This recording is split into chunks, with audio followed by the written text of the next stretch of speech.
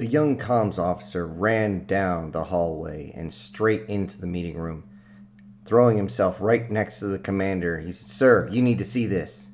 The commander shot him a look that said, "This better be important," and then looked at the pad, bringing up the 3D screen as he began to read what was going on, his fingers slowly moving as each of the images was being brought up more and more.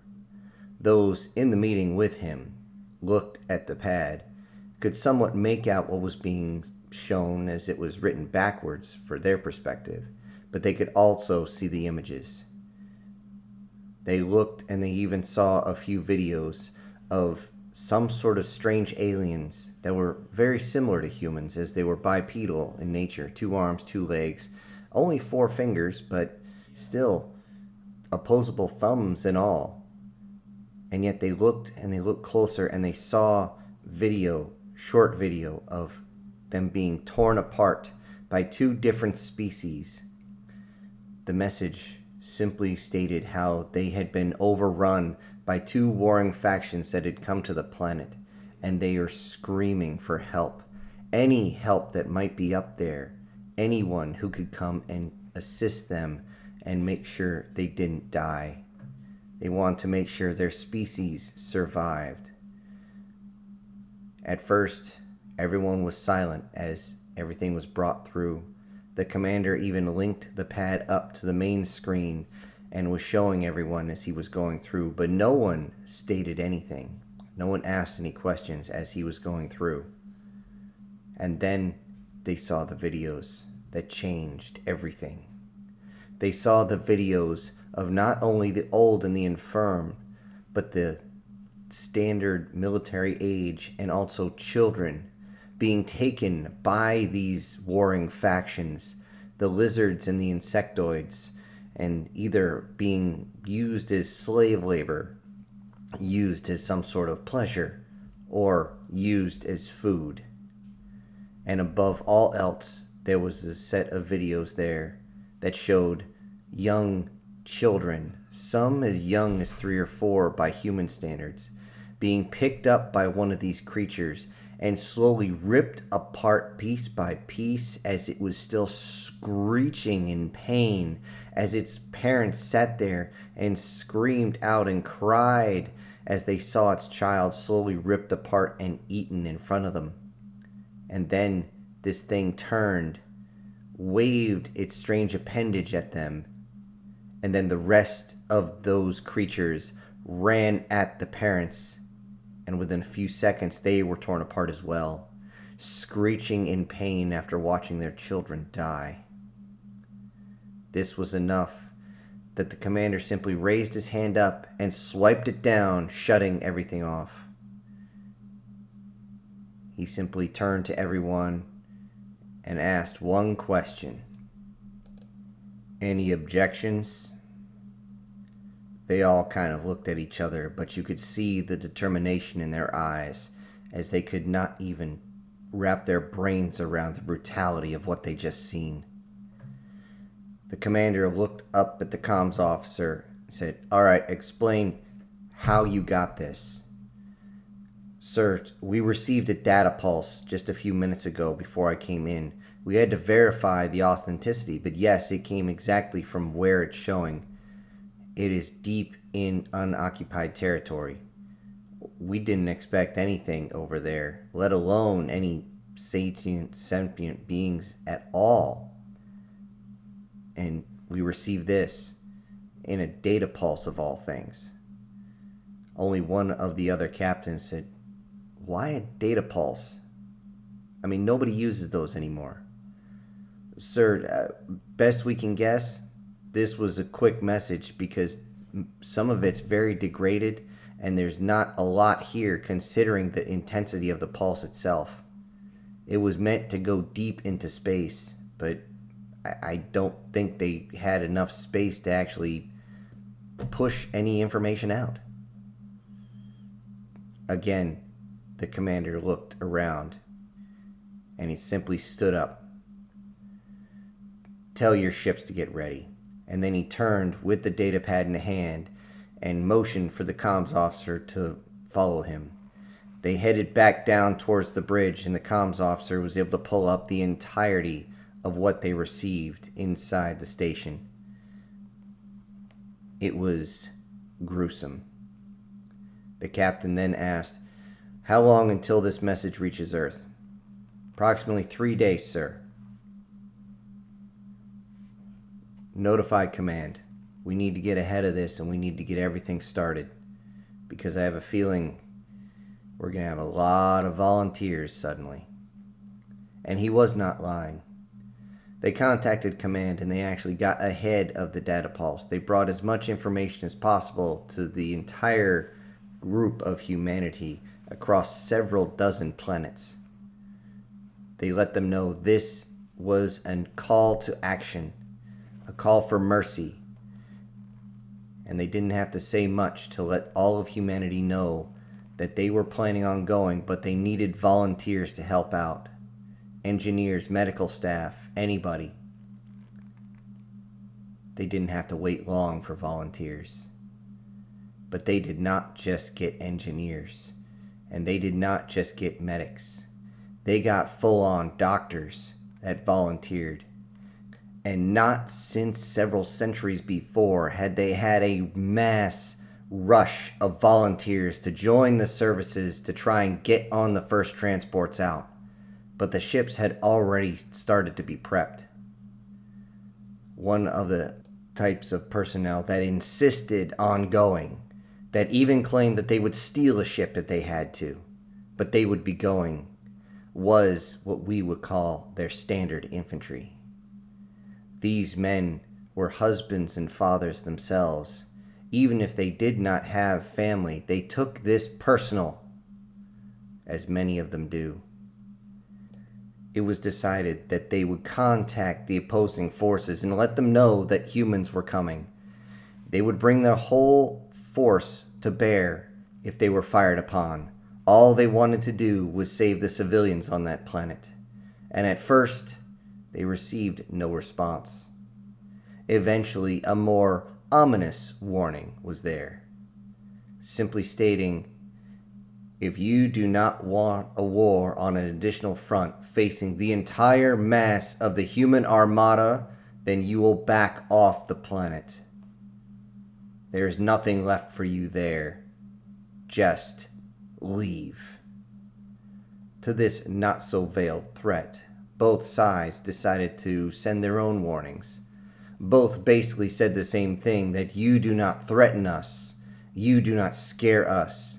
You pathetic, squishy, hairless monkeys. Humanity collectively laughed at this. And this was what those who were true soldiers and true warriors were waiting for. A just and righteous cause to let themselves off the chain and bring total war to the shores of their enemies.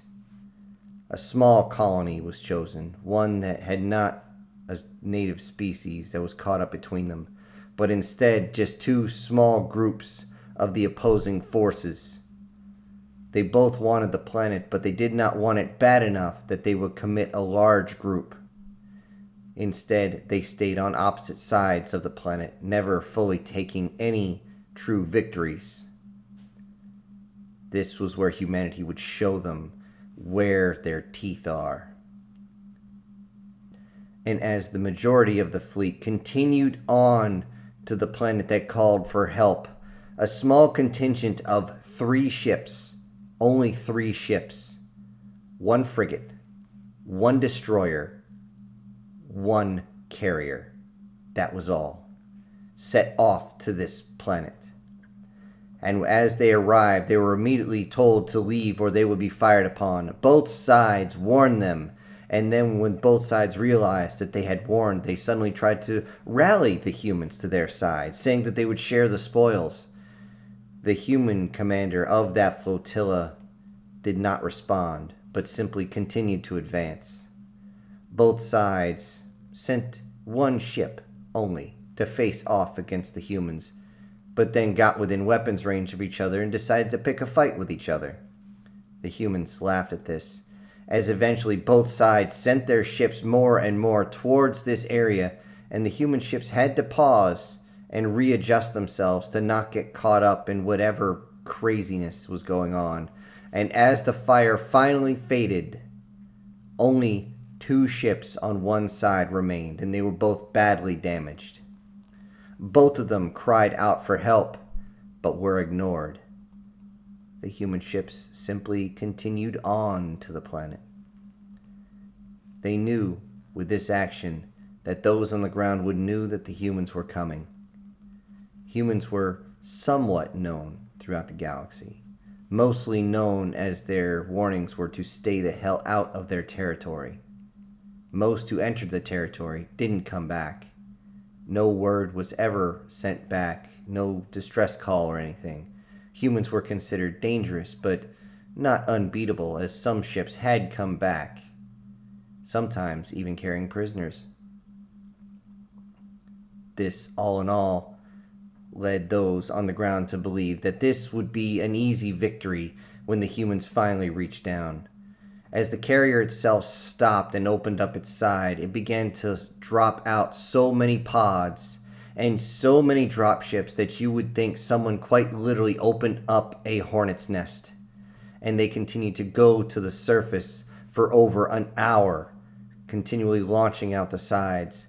The destroyer only had a few of its own drop pods and simply launched them out of its ventral side, straight towards the planet. And of course, the third ship did the same. When they reached the planet, video was taken immediately of the wrath and rage of humans as their enemies came at them. The insectoids would figure that they didn't have to do anything except slash at the humans. Everyone knew that the human body was squishy and weak, and they could simply cut it in half with one of their simple appendages. But no, as they came down on some sort of ambush attack, they suddenly found, clang, their razor-sharp appendage did not go through. And they were stunned at this. Stunned for only a moment, as the humans would send out this strange noise that was found out to be human laughter. They would simply raise a piece of metal that they were holding, and then boom. Boom was all they heard, as whatever had attacked them was suddenly blown into pieces. They didn't even wait for a moment, as the humans continued again, looking at every single one of their enemy as they charged and began to fire over and over and over again. Non-stop, they continued to go, only pausing to put something inside these metal containers and then continue again. It was insane. The lizards did not do much better, as they would jump and try to turn and dodge whatever was coming at them. But the humans didn't care, as they would activate something, some sort of thruster that they had attached to their back, and jump towards the reptiles with such force that they would grab them in mid-flight, throw them on the ground, extend a blade from their arm and drive it down into their chest, and then swipe off to the side, leaving the entire torso cavity burst open with all sorts of blood and guts. And this was an extremely quick but also extremely painful way to die. And with that, they saw that both sides had taken slaves. In one case, they came across a camp with the insectoids were holding other slaves of different races. Most of them very small, not much bigger than a human leg. But they could see around were broken bones, stripped clean of their flesh and cracked open so that the marrow could be sucked out, and these were scattered around the cages that the prisoners were being held in. This image went out across the entire battle group, and with that the humans finally went into total war mode, as they were at no fucks given. Even as they ran out of ammunition, they would charge into the lines and go hand to hand with their enemies, taking their blades and slashing them with sheer abandonment, not even caring if they possibly hit their own. They pulled out a strange device that when they got a large group held up inside a building and were dared to enter. They simply saw the very tip of this thing come in. Then they saw a small flame at the base, and then they saw what it truly was, as a ball of fire entered the building, firing out all the open portals, and then they would hear the scream of those inside as they came out still on fire, immediately finding themselves on the ground thrashing as a giant metal boot would come down and crush their head against the ground. Each time the humans would laugh, and they would also do something called cursing. It was nothing but these curses constantly. When they came across the reptilian area, they saw that many of the prisoners were used as forced labor, many of them missing appendages, and were extremely emaciated. And again, the fury of humanity reached a fever pitch. Some of the lizard nobility is what we could figure, because of their strange, colorful plumage down the back, stood tall and proud and claimed that humanity had no right to do this, and that they would find themselves on the receiving end of their armada. A simple private walked up to this lizard, looked up at it, grabbed it by the leg, and with one hand crushed the bone inside. And as that leader dropped to the ground, screaming and swearing and cursing about how such a lowly beast had no right to even touch him, the human reached up, grabbed it by the throat, and dragged it over to the cage where the prisoners were.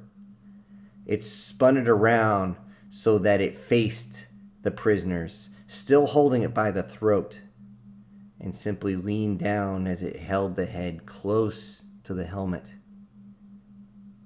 Look at them.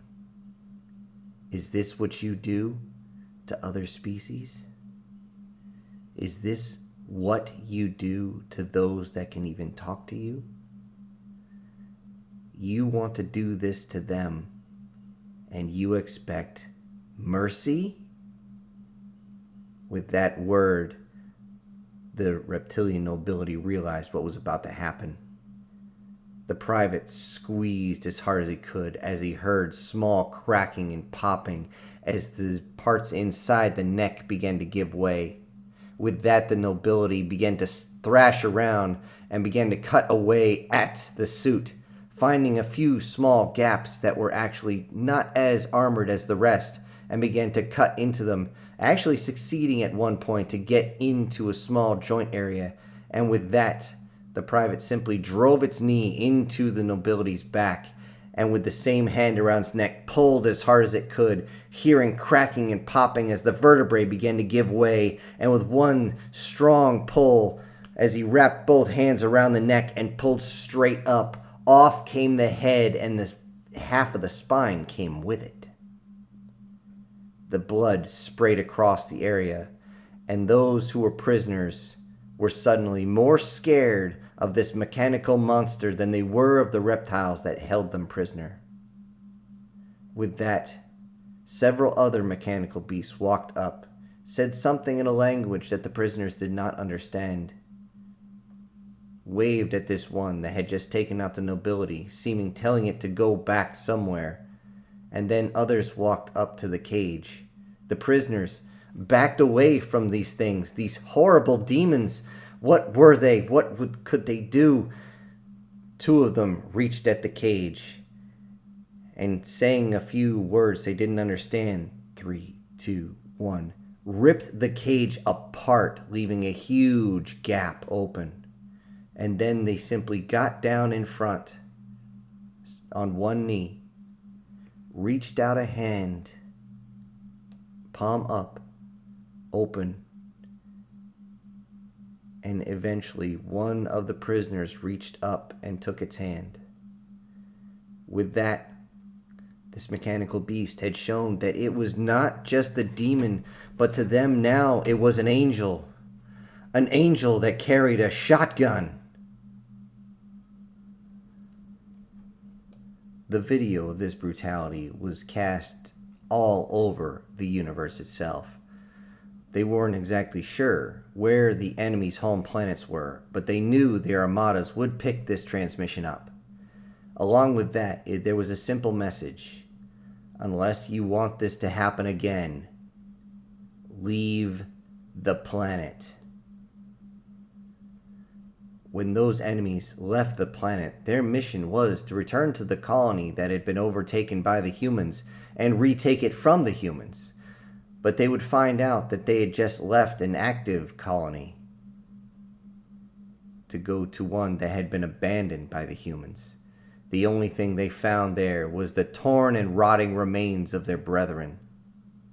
While that happened, the humans that were there to recover the planet and recover its people from its war-torn area began to descend down towards the planet. The fusion engines were burning full as they began to go through the atmosphere, though only 0.9 that of gravity, one being standard Earth gravity. They still had to be careful as they were not sure about the terrain they were landing on. But scans indicated several of the natives were down on the surface, but the bioscans were erratic all over the place. They began to realize that there wasn't much they could do if they didn't get down there faster. The medics, even though they had minimal training, some of them, looked over at those that were part of the military beforehand and saw them putting on a strange type of backpack. They immediately asked, "What is that?" It turned out to be a jump pack. Most people don't ever get to see it outside of vid games or anything like that, as they can be dangerous if you are reckless with them. But if you're not reckless, they're pretty safe. It was immediately decided that they would jump down and try to save as many as possible.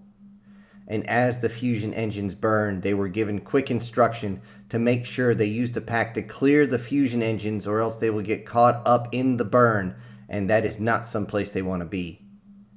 But everyone was given the option to take a pack and jump out, but it was not required. Humans being humans, of course, we knew what was going to happen. Every single one, outside of the actual doctors, MDs, who were not authorized to jump out as they were going to be needed on these medical ships, grabbed a pack and began to jump out. As they did, they spread out across the sky and slowly descended. Slowly, but much faster than the ships. The ships had to go extremely slow because that much mass coming down too fast would crush its own bottom as it landed. But those at the packs could easily slow themselves down. And as they landed, they looked and realized that the planet itself had been torn asunder. They found corpses of lizards and insectoids all over the place, mostly from battle damage. They found bones of natives, but they didn't see any natives. Communications went out to all of them to spread out and find out any possible location of any of these natives and try to rescue as many as possible. A young army medic was hopping along, making sure he made as much distance as possible. He began to call in, and so did others, as they began to find 2, 3, 4 different of them, of the natives that were basically falling over from malnutrition. The bioscanners could read barely anything out of them. It was insane. The young medic then saw a child kneeling on the ground looking off into the distance. This would be his priority. He jumped over and landed next to him and began to assess. He ran the bioscanner over the child and realized that the child was beyond malnutrition, but also was on the verge of a complete coronary collapse due to dehydration. It was so bad he realized that the kid couldn't move. He began to treat the child with an IV as fast as possible and began to scan with the other bioscanner in his other hand, trying to figure out if there's anything else wrong.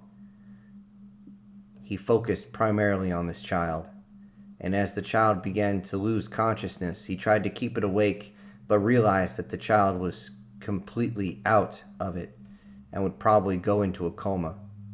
So as the child fell over, he grabbed it, simply stated, after hitting his translator, "Don't worry, kid, I got you."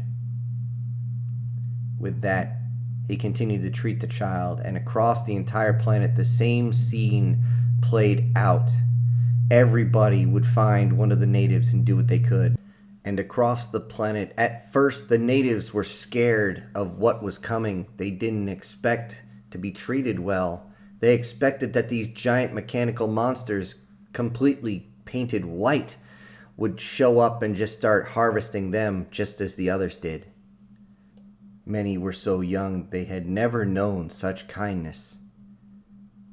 They would find out soon that the battlefield angel had truly come to protect them.